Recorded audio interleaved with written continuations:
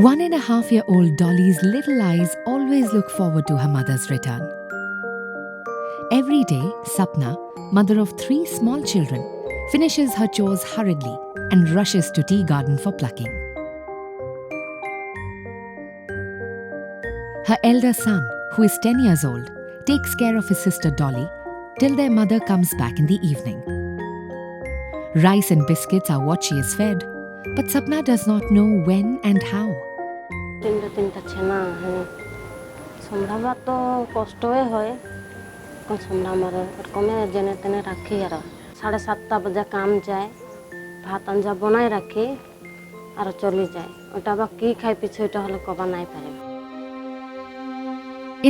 food and improper care has pushed Dolly towards malnourishment.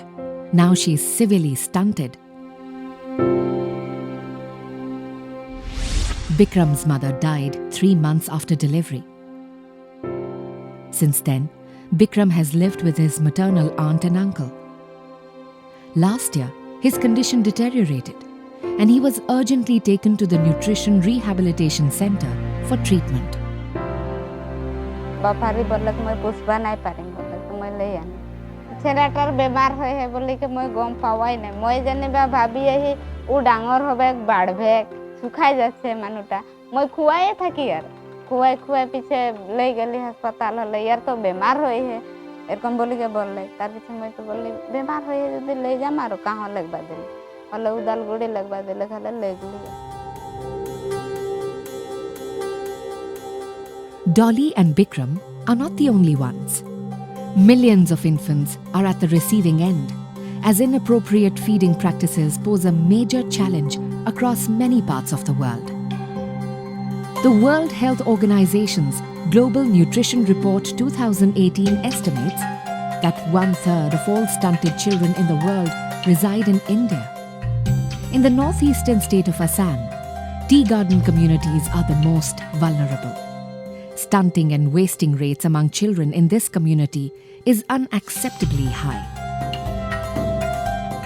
To explore this larger issue of complementary feeding practices among tea garden communities, Coalition for Food and Nutrition Security and IIT Guwahati join hands to conduct a study focusing on children under 2 years of age. The Coalition for Food and Nutrition Security is a group of program and policy leaders to achieve food and nutrition security for all. This coalition is providing a unique platform to all the stakeholders to advocate for good governance, good policies in the field of nutrition. The purpose of this study was to understand and assess not only the intermediate causes of malnutrition, rather underlying causes and the root causes of maternal and child malnutrition with a special focus on complementary feeding. The study was undertaken in 2 locations of Udalguri district, and 28 children under 2 years belonging to the tea garden community were surveyed. Important questions that was contained in the questionnaire included socioeconomic details of the sample households, including the respondent mothers and the children, as well as immunization and vaccination details of children, the dietary patterns of the households, including the amount of food consumed. We also had specific questions on complementary feeding with respect to the diversity of the food that is consumed by the children. Tea communities are the lifeline of Assam tea industry. It is estimated that more than 11 lakh work in the state's 800-odd tea gardens, among whom 50% are women. Frail economic condition, low literacy, and various social conditions push them and their children to the brink of disease and malnutrition. Frontline health workers and professionals are present to educate and inform parents, but the desired result is still a far cry.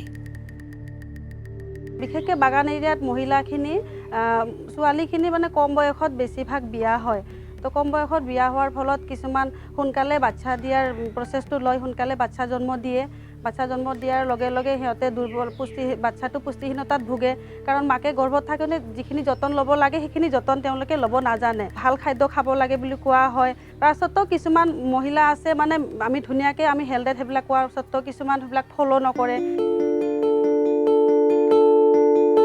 In the absence of adequate social campaigns, frontline workers like Anganwadi and Asha try to tackle. But early marriage and high birth orders are almost a norm in this community. Work pressure, gendered roles of child rearing and patriarchy is putting more pressure on women. Lack of knowledge and inability to take prompt action is another important factor, leading to serious health consequences. Take the example of Prem. Luckily, he is saved only after the Asha worker alerted his parents. But his stunting is now irreversible, putting him at the risk of other diseases. हांदे छेनाटा देखन हेरी बमी होते रहे और बमी होर पीछे हांदेर हेरी माथाटा डांगर होते रहे अपने नाके मुखे बमी होते रहे अब से कोन हांदे हेरी धरली और आसाटाके तासे कोन बोला बोली करा हांदे तो गमे नाइ पाइ रही तो दलगुड़ी हॉस्पिटल हांदेर लेगी के हुआ राखलियो दिसुन 3 दिन राखी केने हुआ दवाई पाती गिला दिले और एक बार चेकअप पे लेक बाद दी रहे हांदे तो नाइ लेगली देरी होलेंग ना Feeding quantity and frequency apart, low education level of mothers is playing a significant role in identifying onset of malnutrition. The study highlights these issues and the data shows evidence of massive stunting. About 74% of the children have been found to be stunted. Wasting rates are about 14% and 39% are underweight. Among these children who have been found to be stunted, about 59% are severely stunted, which is a very high estimate compared to the WHO standards. The food items that are generally consumed by the children are a bowl of rice and dal along with biscuits, which by any standards shows very low diversity as far as food composition is concerned. Complementary feeding practices in tea communities of Assam needs a real change in the whole narrative, planning and execution. The findings of this study will be very much helpful to the state government as well as national government to strengthen their nutrition program. Also, this study will be helpful for civil society organizations as well as CSR, corporate social responsibilities, in developing their program to address the local needs of tea garden areas in Assam. Massive campaigns, outreach and awareness programs need to be launched on a mission mode.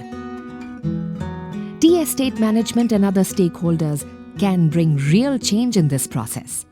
At the same time, best practices need to be emulated for healthier and happier childhood.